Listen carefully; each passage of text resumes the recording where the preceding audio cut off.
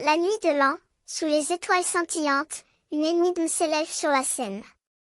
Depuis 3 ans, chaque mois de janvier, un mystérieux jeu de puzzle en ligne, baptisé 331, suscite l'intérêt de nombreux esprits curieux. Le symbole de la cigale, étrange et fascinant, accompagne les défiants, qui doivent résoudre des énigmes complexes, alliant cryptographie, mathématiques, littérature, messages cachés, sécurité des données et philosophie. Les indices se déplacent dans des lieux exotiques, tels que Polar, Hawaï, l'Espagne, l'Australie et la Corée, laissant les meilleurs cerveaux à se demander pourquoi tant de gens croient que ces énigmes presque impossibles sont un véhicule de recrutement pour des organisations secrètes, comme la CIA ou le MI6. Mais ce n'est pas la seule énigme qui émerge sur la scène.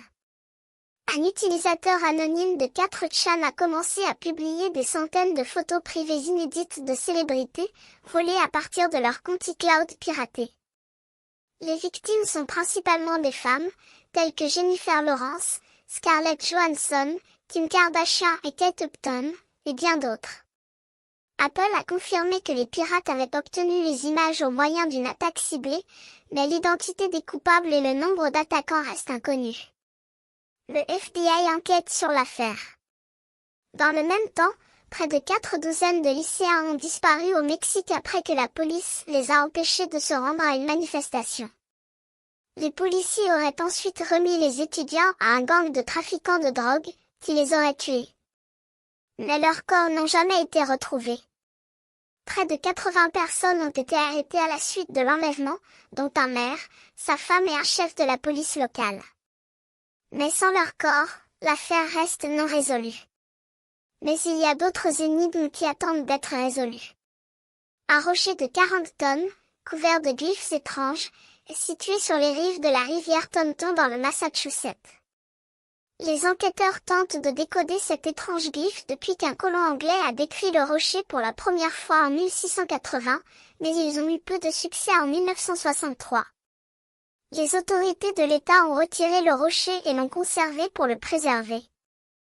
Les enfants verts de Woolpit sont 2 enfants qui sont apparus dans le village de WP dans le Suffolk au Royaume-Uni au XIIe siècle. Le frère et sa sœur avaient la peau verte, mais semblaient normaux à tous égards. Ils parlaient une langue inconnue et refusaient de manger autre chose que de la poix de cosse de haricots. Finalement, leur peau a perdu sa couleur verte après avoir appris l'anglais. Ils ont expliqué qu'ils venaient du pays de Saint-Martin, un endroit sombre car le soleil ne se levait jamais bien au-dessus de l'horizon. Mais il y a encore d'autres énigmes qui attendent d'être résolues. Le corps de Ricky McCormick a été retrouvé dans un champ du comté de Saint-Charles, Missouri, après avoir disparu depuis 3 jours. Mais son corps était déjà gravement décomposé, et les notes cryptées qu'il avait dans les poches restaient inexplicables.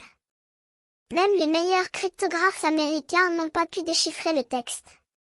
Et puis, il y a l'affaire des barils en métal, découverts dans le parc d'État de Bearbrook, dans le New Hampshire. Les 2 premières victimes, liées d'une certaine manière, restent identifiées, mais les 3 autres, retrouvées plus tard, n'ont pas de lien avec elles. Les corps étaient si détériorés que les autorités affirment qu'elles pourraient être mortes dès 1977. Il y a également l'autoroute 16 de la Colombie-Britannique, surnommée l'autoroute des larmes, en raison du nombre choquant de femmes assassinées ou disparues sur cette route entre 1969 et 2006. 18 femmes ont connu ce sort, dont la plus jeune avait 12 ans. Le tueur en série américain Bobby Jack Fowler, décédé en 2006, est soupçonné d'avoir commis 3 meurtres, mais la plupart des autres restent non résolus. Et enfin, il y a l'incendie qui a détruit la maison des enfants soldés, qui ont disparu et présumés morts, mais sans reste, et qui ont reçu une note étrange et une photo de leur fils Lewis, disant qu'il était en vie. Le détective privé qui a enquêté sur l'affaire a disparu et n'a plus jamais contacté les soldats. Et pourtant, malgré ces énigmes qui attendent d'être résolues, il est possible que le tueur de Gilgo Beach, responsable d'au moins 10 meurtres, soit toujours en liberté. Les détectives du NIPT auraient parlé au tueur par téléphone en 2009 et auraient réduit sa localisation à quelque part à Times Square, mais il a évité la recherche frénétique et pourrait encore être là à ce jour. Dans cette nuit de l'an, sous les étoiles scintillantes, ces énigmes attendent d'être résolues, attendant que quelqu'un vienne les déchiffrer et les résoudre, pour révéler les secrets qui les entourent.